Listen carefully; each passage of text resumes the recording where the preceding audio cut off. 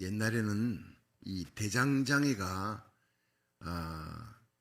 천년 금강석을 가지고 순금을 뽑아낼 때 아주 재래식으로 이렇게 금강석을 뜨거운 풀무불 속에 집어넣어요. 몇 천도 되는 풀무불 속에 집어넣어서 녹입니다. 녹여야 거기서 이 금강석에서 이물질이 분리가 되는 거예요. 금과 이물질을 분리시키기 위해 뜨거운 풀무불에 집어넣습니다. 그래서 액체 상태가 되면 이제 금은 녹지만 불순물들, 찌꺼기들은 다 이제 위에 둥둥 뜨는 거예요. 그러면 대장장이가 그 찌꺼기를 다 제거시킵니다. 걸러내면 순수한 금만 남는 거예요. 거기에 대장장이 얼굴을 비치면은 거울같이 선명하게 비칩니다. 찌꺼기가 떠 있으면 이 거울이 되지 못해요. 깨끗하지 못하고 대장장이 얼굴이 삐뚤삐뚤해집니다. 그러면 거기서 다시 또 달구고 그렇게 해서 완전하게 찌꺼기가 제거되고 대장장이 얼굴이 선명하게 나올 때까지 연단하는 거예요. 여러분, 저와 여러분에게는 하나님의 형상이 있습니다. 하나님의 형상이 드러날 때까지 하나님은 하나님의 거룩한 백성들을 의롭고 거룩한 하나님의 형상으로 만들기 위해서 풀무불 속에 연단하는 거예요. 아주 뜨거운 불 속에, 고난의 불 속에, 고통스럽지만 그 불 속에 집어넣어서 모든 탐욕을 다 제거시킵니다. 정욕을 제거시키고 거짓된 것 내 속에 불순종하게 만드는 그 교만, 이기심, 이런 이물질 찌꺼기들이 많아요. 이걸 전부 다 제거시키는데 고통이라는 풀무불을 통과시키는 겁니다. 그래서 욥기 23장 10절에 욥은 고백합니다. 나의 가는 길을 오직 그가 아시나니 그가 나를 단련하신 후에 내가 정금같이 나오리라. 그렇습니다. 여러분, 이 우리의 삶 속에 예수님의 모습이 드러날 때까지 하나님은 우리를 고난의 용광로 속에 풀무불 속에 집어넣어서 단련시킵니다. 요셉이 그랬고 다윗이 그랬어요. 사드락 메삭 아벳느고가 그랬고 여러분 엘리야가 그랬어요. 위대한 하나님의 사람들이 다 그 고난의 풀무불을 통과합니다. 여러분, 하나님은 받으시는 아들마다 채찍질하느니라 그렇게 얘기했어요.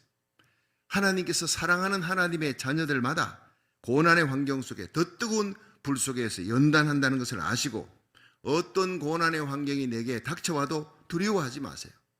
선하신 하나님, 좋으신 하나님이 사랑하기 때문에 그 고난의 불무불 속에 집어넣은 거예요. 지나보면 합력하여 선을 이루시는 하나님을 찬양하게 됩니다. 그 지나간 후에 찬양하지 말고 미리 고난이 닥치면 하나님이 나를 대단히 기대하시는구나. 나에게서 하나님의 형상이 나타나고 사명 감당하고 앞으로 큰일 하게 하시려고 이렇게 고난을 주시는구나 생각하고 그 고난 속에서 찬양하시기를 주의 이름으로 축원합니다. 오늘 제목은 여전히 찬양하리로다. 고통 가운데 편안할 때뿐 아니라 어려움 속에서도 여전히 찬양하는 큰 믿음의 사람이 되기를 원하는 것입니다. 다윗은 어떤 고난의 환경에서 여전히 찬양했는지 이 시편 43편에 잘 나오는 거예요. 우리 함께 살펴보고 은혜 받는 시간 되기를 바랍니다. 첫째로 다윗은 고난의 환경에서 힘이 되시는 하나님을 찬송했습니다. 자, 우리 함께 시편 43편 1절 2절을 읽어봅니다. 시작. 하나님이여 나를 판단하시되 경건치 아니한 나라에 향하여 내 송사를 변호하시며 간사하고 불의한 자에게서 나를 건지소서. 주는 나의 힘이 되신 하나님이시오늘 어찌하여 나를 버리셨나이까? 내가 어찌하여 원수의 압제로 인하여 슬프게 다니나이까? 여러분, 이 시를 쓸 때 다윗은 사울왕에게 쫓기는 거예요.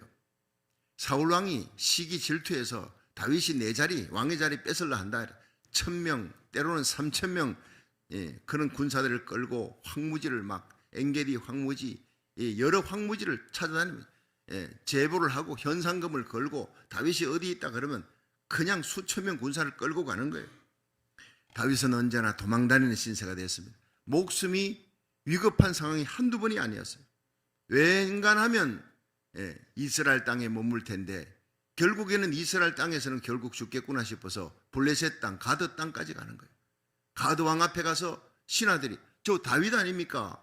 저 사람이 망명을 하다니 받아주면 안 됩니다. 저 사람이 우리 블레셋 사람을 얼마나 죽였는지 압니까? 사울은 천천히요, 다윗은 만만이라는 노래가 있습니다. 다윗은 이제 꼼짝없이 죽게 됐습니다. 그때 미친 척 하는 거예요. 침을 질질 흘리며 수염에 침 흘리고 그 대문짝에다가 몸을 어기적거리면서 머리를 풀고 정신이 말짱한데 미친 척 해보세요. 그 가운데 하나님을 바라보며 눈물로 호소하며 하나님이여 살려주세요. 기가 막힌 상황. 여러분, 그런데 그런 도망다니는 신세, 촉박한 상황 속에 위기절박한 상황에서 다윗은 고백합니다. 그러나 그 가운데서도 주는 나의 힘이 되신 하나님이셨다. 오늘 이렇게 고백하는 거예요. 여러분, 평화롭고 안전할 때 내게는 많은 것이 의지가 되어집니다. 물질도 의지가 되어지고 사람도 의지가 되어지고 힘이 되어집니다. 그렇지만 막상 절박한 환경에 들이닥치면요, 세상의 것들은 다 사라지는 거예요. 절대 의지할 수 없습니다. 우리에게 의지할 수 있는 것은 오직 하나님밖에 없는 줄로 믿으시기 바랍니다. 고난이 진해지고 절박한 환경이 닥치고 생명이 위태로운 위기 상황이 닥치면 우리에게 힘이 되는 것은 하나님밖에 없다는 거예요. 내가 평상시에 의지했던 사람 돌아섭니다. 위기 상황이 되면 내가 어렵고 힘들면 돌아선다는 걸 다윗은 처절하게 깨달은 사람이에요. 절대 사람은 의지할 수 있는 존재가 못 된다는 거예요. 사람은 그냥 덮을 대상입니다. 하나님만 믿을 대상이에요. 물질은 다스릴 대상. 물질 믿었다가는 미칩니다. 물질 떠나가는 순간 자살합니다. 여러분, 물질은 다스릴 대상이고 사람은 그냥 덮을 대상, 사랑할 대상이에요. 하나님만 믿을 대상인 줄로 믿으시기 바랍니다. 원수마귀는 싸울 대상, 우리 대상을 잘 알아야 됩니다. 다윗은 그걸 깨달은 거예요. 이 다윗에게 압살롬이 난이 일어났어요. 다른 사람도 아니에요. 블레셋과 싸울 때 그는 용기 있게 싸웠습니다. 그러나 자기 아들이 자기를 대적하여 역적이 되어 군사를 끌고 아버지 죽겠다고 오는 거예요. 싸울 수가 없어요. 한밤중에 다윗이 급히 머리를 풀고 도망을 칩니다. 신발 신을 상황이 못 되어 맨발로 기드론 골짜기를 머리를 풀어요. 사람들에게 자기 자식이 자기를 죽이려고 하니 얼마나 부끄럽고 수치스럽습니까? 그 부끄러운 얼굴, 눈물 보이지 않으려고 머리를 풀고 맨발로 기드론 골짜기를 지났다 했습니다. 그런데 시므이라고 하는 자가 나타나서 사울 왕가에 있던 시므이라는 자가 흙과 먼지를 날리면서 돌을 던지면서 악담하고 저주를 퍼붓는 거예요. 죽으라고 저주를 퍼붓는 거예요. 그토록 믿었던 장군들이 돌았습니다. 제사장 돌았습니다. 내가 그렇게 믿었던 하나님의 종도 돌아서 버리는 거예요. 처절하게 슬프고 외로운 날이 다윗에게 다가왔습니다. 그때 하나님은 다윗의 곁을 끝까지 지켜주고 떠나지 아니하시고 나의 힘이 되었다. 그걸 고백하는 거예요. 그래서 나의 힘이 되신 여호와여, 나의 힘이 되신 여호와여, 내가 주를 사랑하나이다. 여호와 나의 산성 구원의 뿔 나의 힘이요, 나의 반석이십니다. 나의 피할 바이십니다. 그렇습니다. 여호와만이 나의 하나님 전능자요, 나의 구원의 뿔이요 산성입니다. 내가 찬송받으실 여호와께 아뢰리니 내 원수들에게서 구원을 얻으리로다. 시편 18편 1절부터 3절에 고백합니다. 여러분, 우리들의 삶 속에 우리를 힘들게 하며 사방을 에워싸는 고난이 계속된다 할지라도 그 고난이 끝나는 날이 옵니다. 터널은 언젠가는 끝나는 날이 옵니다. 모든 의지할 것이 떠났다 생각되는 순간에도 나의 힘이 되신 여호와여, 내가 주를 사랑하나이다. 다윗처럼 고백하면서 여전히 찬송하는 것을 잊지 마시기를 주의 이름으로 축원합니다.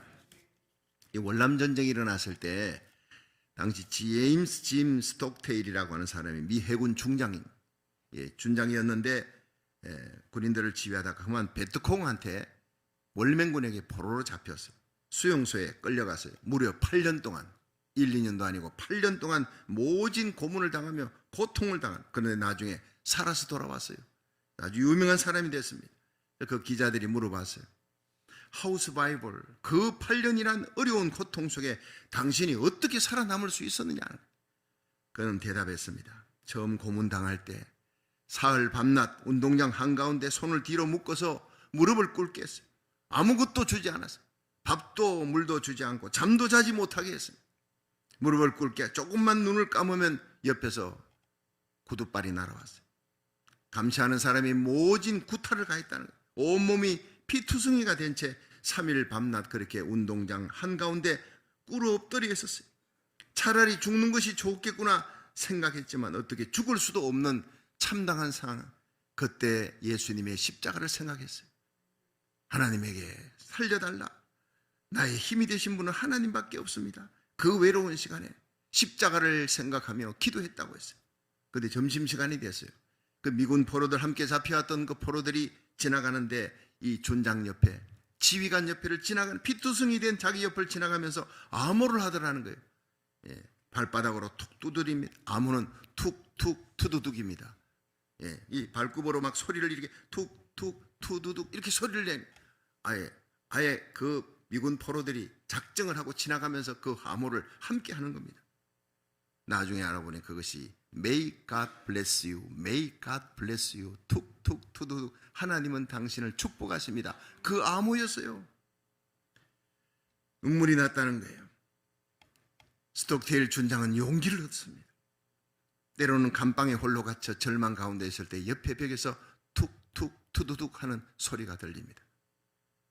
빗자루로 마당을 쓸면서도 이 준장이 있는 곳을 지나가면 빗자루 서는 사람이, 청소부가, 미군 포로가 툭툭 투두둑 소리를 냅니다. 서로 만나면 스치는 순간에도 눈빛으로도, 아무 말을 할 수 없는 순간 눈빛으로도 용기를 줍니다. 준장님 힘내세요. 우리가 기도하고 있습니다. 우리가 곁에 있지 않습니까? 엄지손가락을 이렇게 고추세요. 당신은 훌륭합니다. 당신은 훌륭한 지휘관입니다. 말할 수 없지만 서로 그렇게 교감을 하는 거예요. 그는 결론적으로 이렇게 얘기했습니다. 사람에겐 누군가와 통하고 있다 느낌만 있으면 살아날 수 있습니다. 어떤 어려운 상황 속에도 누군가 통하고 있다. 난 절대 혼자가 아니다. 그래서 성도의 교제가 중요한 거예요. 어렵고 힘들수록 여러분 주일이 되면 하나님의 성전으로 몰려오시기를 주의 이름으로 축원합니다. 눈빛 하나에, 악수 하나에도, 주먹 악수를 해도 얼마나 용기와 힘이 되는지 몰라요. 내가 누군가 통하고 있다 하는 것이 확인이 될 때 살아야 되겠다. 삶의 의욕이 일어나고 용기가 다시 솟아오른다 했어요. 그래서 내가 끝까지 그 8년 동안에 그 고난 가운데 죽지 않고 살아날 수 있었던 힘이었습니다. 내가 절망 가운데서 하나님께 도와달라고 하나님께 기도할 때 하나님은 이런 방법으로 나에게 힘이 되어 주었습니다. 정말 멋있는 기자회견이었습니다. 여러분, 우리에게 아무리 어려운 상황이 닥친다 해도 다윗처럼 주는 나의 힘이 되신 하나님이십니다 고백하면서 주님을 향해 기도하면 주님은 어떤 방법으로든지 우리 곁에서 함께하고 있다, 내가 너에게 힘이 될 것이다 하는 증거를 보여주시고 끝까지 믿음의 주에 온전케 하신 주님을 바라보게 할 줄로 믿으시기 바랍니다. 그 믿음으로 승리하시기를 주의 이름으로 축원합니다. 두 번째, 다윗은 기쁨이 되신 하나님을 여전히 찬송했습니다. 시편 43편 3절 4절 한번 읽어봅니다. 시작. 주의 빛과 주의 진리를 보내어 나를 인도하사 주의 성산과 장막에 이르게 하소서. 그런즉 내가 하나님의 단에 나아가 나의 극락의 하나님께 이르리이다. 하나님이여 나의 하나님이여 내가 수금으로 주를 찬양하리이다. 아멘. 자, 여기서 나의 극락의 하나님께 나아가리이다. 이게 성경 속에 아주 드물게 이 극락은 어디서 쓰는 표현이죠? 불교에서 주로 쓰는 표현이에요. 아주 극락, 극치의 기쁨이라는 거예요. 기쁨의 최고치라는 거예요. 내가 하나님께 나아가면 그 하나님은 나에게 최고의 기쁨을 주신 하나님입니다. 할렐루야. 그렇습니다. 이걸 문자 그대로 원어를 보면요, 나의 큰 기쁨의 하나님 이렇게 고백했는데 나의 즐거움과 기쁨이신 하나님이라. 세상의 모든 즐거움, 모든 기쁨 다 합쳐도 하나님이 주시는 것 비하지 못합니다. 여러분, 호롱불 보십시오. 그 호롱불 놓고 좋아하던 사람이 전등불 켜면 호롱불은 빛을 잃어버려요. 전등불 갖고 좋아하던 사람이 아침에 태양이 떠오르면 전등불 꺼버리는 거예요. 여러분, 세상 기쁨은 그저 호롱불입니다. 그러나 하나님이 주시는 기쁨은 태양빛인 줄로 믿으시기 바랍니다. 그것도 영원한 기쁨이에요. 세상이 주는 기쁨, 그 기쁨의 요소가 떠나버리면 내가 물질로 인해 기쁨, 명예로 기뻐해요.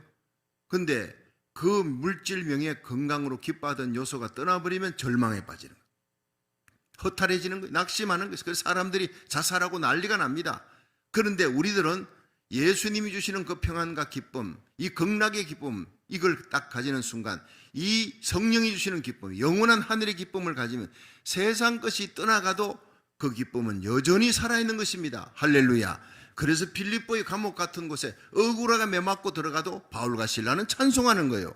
극락의 기쁨이, 최고의 기쁨이 있으니까, 그 기쁨은 사라지지 않으니까. 그래서 예수님은 요한복음 14장 27절에 평안을 너희에게 끼친다. 곧 나의 평안을 너희에게 주노라. 나의 기쁨을 너희에게 주노라. 내가 가진 그 즐거움과 평안을 너희에게 주는데, 내가 너희에게 주는 것은 세상이 주는 것 같지 아니하니라. 세상이 주는 것은 기쁨이 주는 요소 떠나버리면 절망합니다. 그러나 주님이 주시는 기쁨은 세상 것 같지 않다는 거예요. 그러므로 너희는 마음에 근심도 말고 두려워하지도 말라. 여러분, 요한복음 7장 37절에 예수님이 가라사대 누구든지 목마르거든 내게로 와서 마셔라. 나를 믿는 자는 성경 이름같이 그 배에서 생수가 흘러나리라 하신 이는 그를 믿는 자의 받을 성령을 가리켜 말씀하신 것이라. 여러분, 예수님이 우리를 위해 십자가에 달려 죽으시고 우리 죄를 사하셨습니다. 그리고 3일 만에 부활하셨습니다. 그리고 하나님 우편에 가셔서 성령을 우리에게 보내주신 거예요.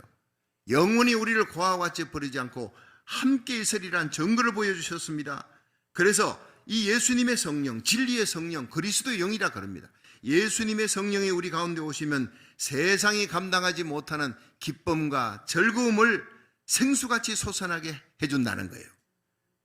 그래서 사도행전 16장에 바울과 실라가 착한 일하고 귀신 들린 요정 고쳤습니다. 요정 같으면 상 받고 박수 받을 일인데 억울하게 감옥에 주인에 의해서 억울하게 경찰서 끌려가서 매를 맞는 거예요. 그 매가 보통 매가 아니라 끄트머리에 철편이 박혀있고 중간에 납덩어리가 있어서 때리면 살점이 뜯겨나가는, 예수님 십자가 달리기 전에 맞는 겁니다.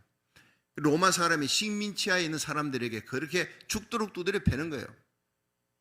그렇게 매를 맞고 감옥 속에 끌려갔는데 온몸이 피투성이 되었는데 엉덩뼈가 드러나도록 두드려 맞아놓고 억울하게 매 맞고 재판도 제대로 하지 않고 그렇게 됐으면요, 원망 불평이 나올 텐데 그날 밤에 기도하고 찬미했더라. 성경은요, 잘 읽어야 돼요. 찬미하고 기도한 게 아니라 기도하고 찬미한, 우리가 어떤 어려운 상황에서도 기도하면 주님께서 해석을 해줍니다. 하나님을 사랑하는 자 곧 그 뜻대로 부르심을 입은 자에게는 모든 것이 합력하여 선을 이루느니라. 네가 이 가운데 억울하게 들어왔지, 근데 여기에도 하나님의 귀한 뜻이 있다. 범사에 감사하지 않았느냐? 여기에서도 감사해야 될 것이다.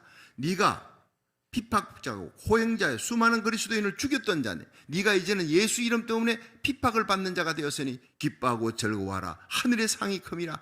내가 이 핍박 가운데 있는 너와 함께 있느니라. 그렇게 예수님이 해석을 해준, 성령님이 해석을 해주니 즐거움이, 기쁨이 막 몰려오는 겁니다. 말할 수 없는 평안과 기쁨으로 찬송하기 시작한 거예요. 여러분, 어떤 어려운 상황에서도 기도를 잃지 마세요. 기도하면 하나님 해석해 줍니다. 고난을 피할 수 있는 능력도 주시고 고난을 극복하고 이길 수 있는 힘, 그리고 고난 가운데서도 찬송할 수 있는 힘을 하나님이 주실 줄로 믿으시기 바랍니다. 그렇습니다. 그러니까 찬송하는 거예요. 기도하고 찬미하는데 제수들이 듣는 거예요. 야, 정말 놀라운 일이다. 제수들이 듣고 있는데 갑자기 감옥문이 열리면서 착고가 풀리고 감옥문이 열려버리는 거예요. 기적이 일어난 거예요. 그날 밤에 옥사장이 회개하고 온 가족이 변화되어 거기서 개척교회가 시작되는 거예요. 여러분, 빌립보 교회는 이렇게 탄생하는 것입니다. 여러분, 우리의 삶이 아무리 힘들고 억울하고 어려운 상황에 놓인다 해도 여전히 찬송할 이유가 있습니다. 내 삶의 주인이 예수님이시다. 주님이 우리의 기쁨이 되시기 때문에 십자가 지고 부활하신 예수님의 길을 걸어가면 언제나 이 기쁨을 잃지 않게 될 줄로 믿으시기 바랍니다. 기쁨의 근원 되시는 예수님, 천국의 주인이세요. 그리고 여러분, 천국 들어가면 순식간에 세상 염려 걱정은 다 사라집니다. 영원한 기쁨, 한순간도 염려 걱정 없을 때가 없는 것이 우리의 삶이에요. 예수 믿고 천국을 가면서도 날마다, 그렇지요? 여러분, 자식이 얼마나 귀합니까? 근데 하루 종일 그 자식 때문에 얻는 기쁨이 많습니까? 걱정거리가 많습니까? 생각해 보세요. 걱정거리가 더 많아요. 차 타고 나가면 온전하게 돌아와야 되는 텐데 조금이라도 연락이 안 되면 걱정.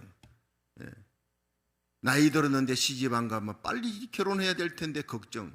결혼했는데 애 못 낳으면 애 낳게 해달라고 걱정. 애 낳으면 손자 손녀도 잘 크게 해달라고 평생이 걱정거리입니다. 그런데 하나님이 번성하라, 충만하라 했으니 그 사명이니까 애 낳아야지요. 근데 자식이 얼마나 큰 기쁨입니까? 나의 영광의 멸류관입니다. 그런데 살아보면요, 일생 동안 자식 때문에 얻는 그 기쁨보다는 걱정거리, 염려거리, 기도거리가 더 많잖아요. 예, 그렇지요. 근데 천국 딱 들어가면 그 걱정 완전히 사라져요. 한순간도 염려와 걱정이 없는 곳이 천국인 줄로 믿으시기 바랍니다. 우리의 자녀들과 함께 주님 오시는 날 들림받아 그 영광 환희 세계 주님 앞에서 염려 걱정이 영원히 없는 그 자리에서 만날 수 있기를 주의 이름으로 축원합니다. 천국에 가면요, 기쁨의 근원이 예수님이에요. 요한계시록 공부했잖아요. 천국에 해가 없어요. 달도 없어요. 발광체는 오직 예수님밖에 없어요.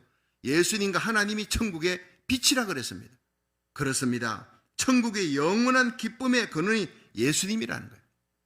제가 한국서 목회할 때 휴가를 얻었습니다. 가족들과 함께 오랜만에 지리산, 가을에 지리산 되면 단풍이 참 기가 막히죠. 그래서 갔다가 돌아오는데 갑자기 이 엉덩이 쪽에서 통증이 느껴지는 거예요. 갈수록 통증이 느껴져요. 운전을 제대로 못 하겠어요. 나밖에 운전할 수가 없는데 겨우 운전해서 집에 돌아와서 병원에를 바로 갔어요. 당시 교회 외과 의사가 있었습니다. 박은호 집사님. 목사님 빨리 오십시오 해서 갔더니 엉덩이에 뾰루지가 생겼는데 빨리 수술해야 됩니다. 안 그러면 목사님 그냥 앉지도 못하고 굉장히 힘듭니다. 그래서 지금 바로 해야 된대. 그리고 엎드려 놓고 마취 주사를 했어요. 잠시 후에 마취가 딱 해보고 씨알이래요. 5, 4, 셋, 둘 하나 하기도 전에 저는 쫙 그냥 마취가 들어갔는데, 와, 이 마취를 하는 순간에 저는 마취하면 깜깜해지는 줄 알았어요.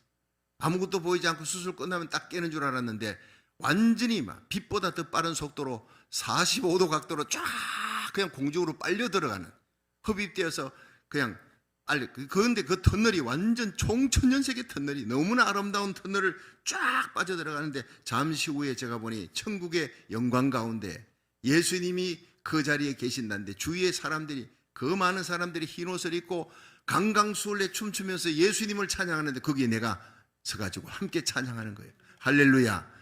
예, 너무나 놀라운 환희 영광이었습니다. 예수님이라 그러는데 형체는 사람의 모양인데 빛이었어요. 엄청난 빛이었어요. 예수님의 모습을 제대로 볼 수 없는 엄청난 빛이었습니다. 거기서 그냥 예수님, 오직 예수님만 찬양하는 거예요. 길길이 뛰면서 춤추면서 찬양을 하는데 제 입에서 알 수 없는 방언이 나오는 거예요. 알 수 없는 방언이 막 나오면서 찬양하는데 갑자기 살이 막 타들어가는 그런 냄새가 나는 거예요. 그러면서 제가 깨어나기 시작합니다. 보니까 내가 수술하려고 마취했었지, 그 생각이 딱 나면서 내가 다시 깨어나는구나. 레이저로 막 태웠으니까 뾰루지를 다 태우고 살이 타는 냄새가 막 나는데 그 순간 제가 안 돼, 내가 이 세상에 다시 오다니, 난 천국에 있었는데 난 너무 싫어, 이 생각이 막 드는 거예요. 그런데 박은호 집사님이 막 달려오면서 막 그냥, 목사님 이제 정신 드십니까? 근데 내 입에서 계속 찬양이 방언으로 나오는 거예요. 제가 한 번도 하지 않았던 평상시의 방언과 다른 방언이 막 찬양이 나오면서 예수님을 막 찬양하기 시작하는 거예요. 그런데 지금도 생각하면요, 수술 끝나기를 기다리면 밖에서 기도하는 내 아내한테 너무 미안했어요. 내가 다시 이 땅에 온다는 것이 너무너무 막 힘든 거예요. 싫은 거예요. 그 천국의 영광, 그 기쁨을 잠깐이나마 맛보았기 때문에. 그런데 생각해보니 눈에 넣어도 아프지 않은 자녀들이 있잖아요. 그때 아이들이 얼마나 어린데 나 없으면 살아갈 수 없는 그 자녀들, 그 자녀들에 대한 염려 한시도 잊지 못하고 세상에 있을 때 걱정했던 자녀들마저도 잊어버려. 천국의 기쁨이 얼마나 영광이 놀라웠던지, 그런 기쁨의 세계가 천국이었다는 거예요. 그 기쁨의 근원이 바로 예수님이었어요. 모든 기쁨의 근원이 예수님이었어요. 그 천국의 영광의 세계, 기쁨의 세계를 준비해놓고 우리와 우리 자녀들을 기다리고 계신 곳이 예수님인 줄로 믿으시기 바랍니다. 너희는 마음에 근심하지 말라. 하나님을 믿으니 또 나를 믿으라. 내 아버지 집에 거할 곳이 많도다. 영원한 기쁨과 함께 황금보석으로 꾸민 집을 준비해놓고 우리와 우리 자녀들을 기다리고 계신 그 예수님 앞에 여러분 충성을 다하다가 사명 감당하다가 그 자리에 설 수 있기를, 거기서 만날 수 있기를 주의 이름으로 축원합니다. 천국은 기쁨이 충만한데 성령님은요, 천국의 기쁨을 이 땅에 살면서도 누리게 만드는 거예요. 예수님을 영접하면 내 속에 예수님으로 인한 기쁨이 충만할 줄로 믿으시기 바랍니다. 기쁨 중에 최고의 기쁨이 뭔지 아세요? 구원의 기쁨입니다. 누가복음 10장 20절에 보면 예수님이 70인의 제자들 둘씩 세상에 보내면서 병든 자 고치고 귀신 쫓아내라, 전도하라. 이들이 갔다가 돌아와서 보고합니다. 예수님의 이름으로 기도하니까 병든 자들이 나을 뿐 아니라 귀신이 항복하더이다. 놀라운 일입니다. 그때 예수님 뭐라 그러셨습니까? 귀신이 항복하는 것으로 기뻐하지 말고 너희 이름이 하늘나라 생명책에 기록된 것으로 기뻐할지니라. 세상의 어떤 은사, 어떤 능력보다도 우리가 죄인인 우리가 십자가의 보혈로 죄사함 받고 구원받은 그 기쁨이 가장 큰 기쁨이어야 될 줄로 믿으시기 바랍니다. 우리는 자주 그걸 잊어버리는 거예요. 예배 때마다 그걸 확인하는 거예요. 그렇습니다. 에베소 1장 13절에 보면 그 안에서 너희도 진리의 말씀과 구원의 복음을 듣고 믿어 약속의 성령으로 인치심을 받았느니라. 여러분, 성령으로 인치심을 받았다는 것은 너는 하나님의 것이다, 예수님의 것이라는 거예요. 결코 세상에 뺏기지 않습니다. 마귀에게 뺏기지 않습니다. 예수님이 그 핏값으로 주고 샀어요. 우리를, 저와 여러분의 영혼을, 우리의 자녀들의 영혼을 주님이 붙들고 계신 줄로 믿으시기 바랍니다. 그 요한복음 10장 28절에 예수님은 내가 저희에게 영생을 주노니 영원히 멸망치 아니할 터요 또 저희를 내 손에서 빼앗을 자가 없느니라. 저희를 주신 아버지는 만유보다 크심에 아무도 아버지 손에서 빼앗을 수가 없느니라 그랬어요. 여러분, 우리가 살아가다가 때로는 죄짓고 넘어지고 쓰러질 때가 있어요. 그래도 주님은 결코 우리를 포기하지 않습니다. 넘어져도 쓰러져도 회개하면 다시 일어납니다. 회개의 은혜도 주님이 주십니다. 십자가 든든히 붙들고 날마다 일어나시기를 주의 이름으로 축원합니다. 주님이 나를 택하셨고 나를 부르셨고 십자가 보혈의 피로 죄사함 받게 하셨고 사명주 하나님을 감당하는데 넘어지고 쓰러져도 주님이 다시 일으켜주신다. 그래서 저는 214장 십자가 든든히 붙들고 날마다 이기며 나가서 이 찬송을 너무 좋아하는 거예요. 여러분, 오뚜기 신자 되십시오. 999번 넘어져도 십자가 부여잡고 1000번째 일어나는 거예요. 9999번 넘어져도 10,000번째 일어나는 거예요. 마지막 승리자가 되시기를 주의 이름으로 축원합니다. 그래서 사도 바울은 로마서 8장 35절에 누가 우리를 그리스도의 사랑에서 끊으리요? 환난이나 곤고나 핍박이나 기근이나 적신이나 위험이나 칼이라. 우리가 종일 주를 위해 죽임을 당케 되며 도살할 양같이 여김을 받았나이다 함과 같으니라. 그러나 이 모든 일에 우리를 사랑하시는 주 예수 그리스도로 말미암아 우리가 넉넉히 이기느니라. 여러분, 이기는 삶을 사십시오. 주님의 손에 붙들린 삶이라는 걸 잊지 마십시오. 한번 택하신 하나님 결코 버리지 않습니다. 너희를 내 손에서 빼앗을 자가 없느니라. 마귀가 결코 빼앗아갈 수 없어요. 그렇습니다. 예수 믿을 때 주시는 성령 주시는 기쁨, 구원의 기쁨 잃어버리지 마십시오. 여러분, 죄사함의 기쁨, 기도 응답의 기쁨, 기도하고 응답받으면 하나님 주시는 말할 수 없는 기쁨이 있습니다. 왜냐? 내가 기도했는데 응답이 떨어지지요? 그러면 주님이 나와 함께 하시는구나, 하나님이 나와 함께 하시는구나. 세상에 이 기쁨보다 더 큰 기쁨이 없는 거예요. 여러분, 한국에 그 베이직 교회라고 있습니다. 아주 요즘 유명한 새 트렌드의 교회인데 젊은이들이 많이 몰려갑니다.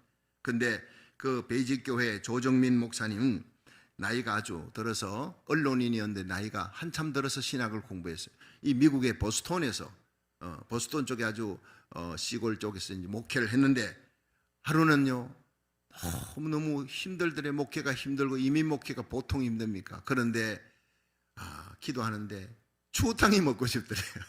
예, 추어탕을 구할 수가 없는 곳입니다. 근데 갑자기 서울에서 살았을 때, 언론인으로 있을 때 추어탕을 그렇게 좋아했는데 거기서는 추어탕 먹을 수가 없으니, 그래 LA 쪽에는 그래 다운타운 가면 추어탕이나 있잖아요.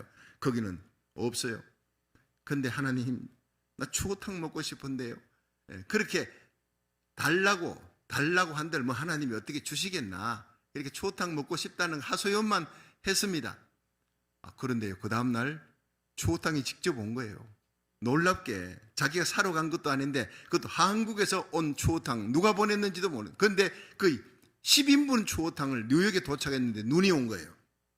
그 전날 자기가 기도할 때 눈이 와서 40cm 눈이, 보스턴의 추위와 눈은 대단합니다. 눈이 덮였어요. 길에 차들도 다 끊긴 그때 여러분, 뉴욕에서 10인분의 추어탕을 가지고 차를 직접 몰고 와가지고 그 추어탕이 왔다고 전달해 주더래요.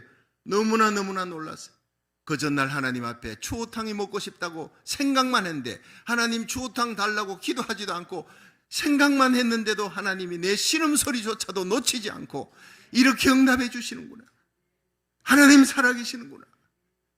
너무너무 감사해서 펑펑 울었다 그랬어요. 그렇습니다. 여러분 기도하세요.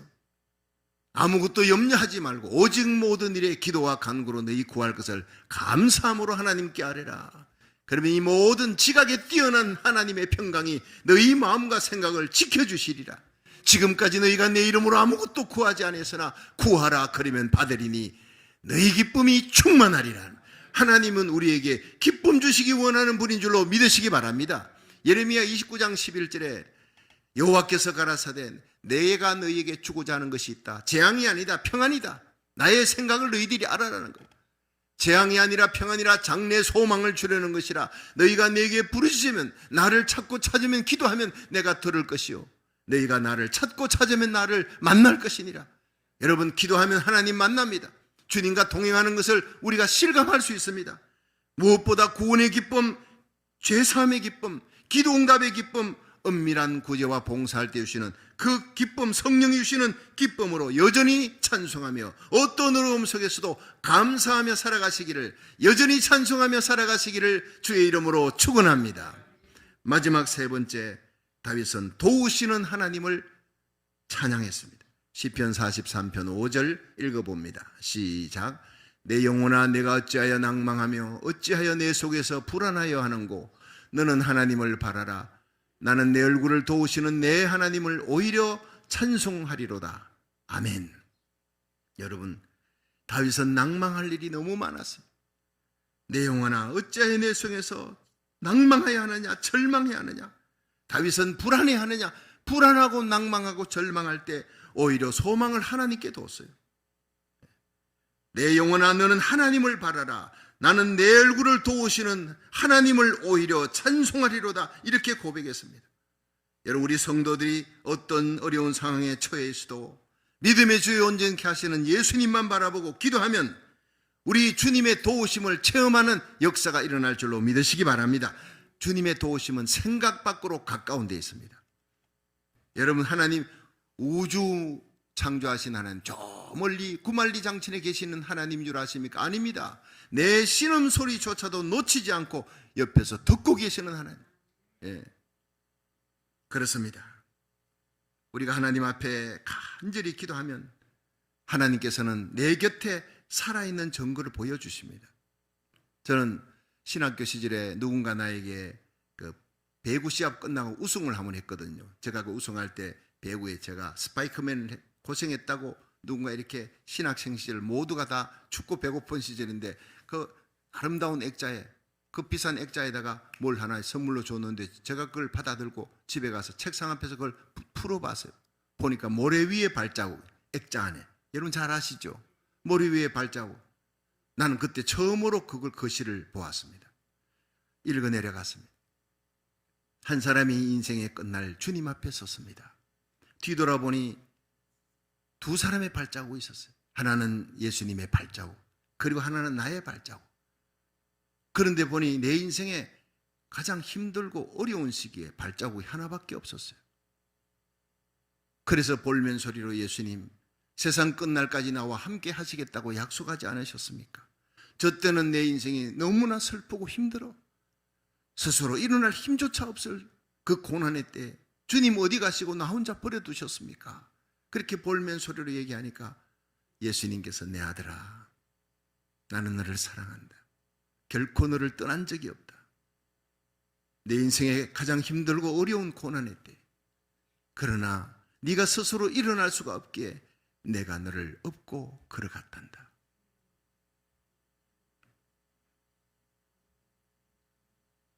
그 액자를 붙들고 눈물이 흘러내리는데 뒤에 앉아있는 아내에게 그 눈물 보이지 않으려고 소리 없이 그 눈물을 닦으면서 그 액자를 다시 읽어봤어요. 내 인생이 어렵고 힘들 때, 슬픔과 고난이 쓰나미 같이 몰려올 때, 그 외로울 때 주님 어디 계셨습니까? 할 때 주님은 나를 스스로 일어날 수 없기에 나를 안고 가시고 업고 가셨다. 한두 번이 아니었습니다. 그걸 회상하면서 얼마나 눈물 흘리며 감사했는지 모릅니다. 그렇습니다. 여러분, 주님은 언제나 우리 곁에서 우리를 도우시는 분이라는 것을 잊지 마십시오. 이사야 41장 10절에 두려워 말라, 내가 너와 함께함이니라. 놀라지 말라, 나는 너의 하나님이 됨이니라. 내가 너를 굳세게 하리라. 내가 너를 도와주리라. 참으로 나의 의로운 손으로 굳센 팔로 너를 안아주리라, 붙들어주리라 약속하고 있는 거예요. 세상 끝날까지 결코 우리를 떠나지 아니하시는 우리 주님을 여전히 찬송하시기를 주의 이름으로 축원합니다. 마태복음 14장에 보면 오병이어의 기적을 체험했던 군중들이 예수님을 왕으로 모시자. 그러면 배고픈 굶주림은 해결할 거 아니냐. 몰려들 때 예수님이 제자들의 급히 배를 타고 그라사 지방으로 바다 건너 가라. 그리고 예수님은 홀로 산으로 올라가 기도하시러 가신 거예요. 그런데 갑자기 광풍이 일어나 제자들이 어쩔 줄 모르고 배를 육지에 대려고 애를 쓴 괴로이 노를 젓고 있는데 예수님께서 보시고 그 바다 위를 걸어서 제자들에게 갑니다. 여러분, 예수님 멀리서 구경하고 계신 분이 아니에요. 산에서 풍랑이는 바다를 쳐다보고 구경하고 계신 분이 아니에요. 괴로이 노젓는 제자들을 바라보시고 예수님은 풍랑 위를 걸어서 그들에게 가신 분이에요. 여러분의 삶에 풍랑이 일어날 때 주님은 구경만 하시는 분이 아니라 저벅저벅 다가오시고 나를 도와주시기 위해 가까이 오시는 분인 줄로 믿으시기 바랍니다. 그 주님을 배에 모시니까 풍랑이 잔잔했더라, 소원의 항구에 도착했더라 그랬어요. 여러분, 심령 속에 우리의 삶 속에 언제나 예수님을 모시기를 기쁨으로 영접하시기를 주의 이름으로 축원합니다. 주와 함께 동행하면, 주님을 모시면 풍랑과 파도가 잔잔해지는 역사가 일어나요. 나를 도우시는 하나님, 그 주님과 함께하면 내 모든 삶의 문제는 즉시 해결되는 역사가 일어날 줄로 믿으시기 바랍니다. 환난 날에 나를 부르라, 내가 너를 건지리니 네가 날 영화롭게 하리라. 시편 50편 15절에 약속했어요. 역대하 16장 9절에 여호와의 눈은 온 땅을 두루 감찰하사 전심으로 자기를 향하는 자에게 능력을 베풀어 주시느니라, 힘을 주시고 도와주시느니라 했어요. 여러분, 우리의 고난의 때, 환난의 때, 역경의 때 힘이 되신 하나님, 우리의 기쁨이 되신 하나님, 우리를 도와주시는 하나님을 간절히 찾고 기도하여 큰 기쁨을 안고 살아계신 예수님을 간증하며 살아가시기를 주의 이름으로 축원합니다.